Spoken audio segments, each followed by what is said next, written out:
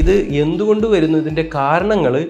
ഒന്നാമത്തെ കാരണം ഈ പ്ലാന്റർ ഫേഷ്യ തുടങ്ങുന്ന ഭാഗത്ത് കുറച്ച് നീര് വരുന്നതാണ്. ആ നീര് വരാനുള്ള കാരണം നമ്മൾ റിപ്പീറ്റഡ് ആയിട്ട് ആ ഭാഗത്തേക്ക് ക്ഷതമേൽക്കുക, അല്ലെങ്കിൽ റിപ്പീറ്റഡ് ആയിട്ട് നമ്മുടെ ചെരിപ്പിൻ്റെ തേഞ്ഞ ചെരിപ്പോ മറ്റോ ചവിട്ടുന്ന കാരണം ഒരു കുഷനിങ് എഫക്റ്റ് ഇല്ലാതെ ആ ഭാഗത്തേക്ക് കൂടുതലായിട്ട് ക്ഷതം വരുന്നതാകാം. മൈക്രോ ട്രോമ, ചെറുതായിട്ട് ആ ഭാഗത്തേക്ക് ക്ഷതം വരിക. അതാണ് ഈ പ്ലാന്റർ ഫേഷ്യാറ്റിസിൻ്റെ ഒന്നാമത്തെ കാരണമായിട്ട് പറയുന്നത്. അപ്പോൾ നേരത്തെ പറഞ്ഞോളൂ, ലക്ഷണങ്ങൾ ഇതൊക്കെ ആയിരിക്കും. രാവിലെ എണീക്കുമ്പോൾ നിലത്ത് വെക്കാൻ പറ്റില്ല, കുറച്ച് നേരം കഴിഞ്ഞ് നടന്നുകൊണ്ട് പോയാൽ ശരിയാവും. പിന്നെ വീണ്ടും കുറച്ച് റെസ്റ്റ് എടുത്തതിന് ശേഷം വീണ്ടും വെക്കുമ്പോൾ വീണ്ടും വേദന വരുന്നു. ഇതിന് നമ്മൾ കൊടുക്കുന്ന ചികിത്സ മരുന്നുകളും ഫിസിയോതെറാപ്പിയും ആണ് പ്രഥമ ചികിത്സയായിട്ട് കൊടുക്കുന്നത്. അവസാനം തീരെ മാറാത്ത പ്ലാന്റർ ഫേഷ്യാറ്റിസിന് ഇഞ്ചക്ഷൻ ചികിത്സയും സർജിക്കൽ റിലീസ് വരെ ചെയ്യാറുണ്ട്. ഈ പ്ലാന്റർ ഫേഷ്യാറ്റിസിൻ്റെ ആദ്യത്തെ ചികിത്സ നമ്മൾ ആക്ടിവിറ്റി മോഡിഫിക്കേഷനാണ്.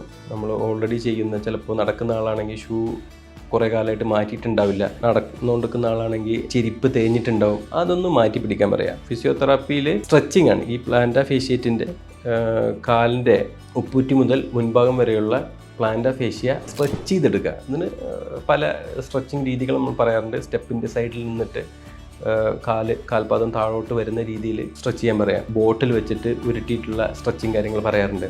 അത് ഒരു ചികിത്സാ രീതിയാണ്.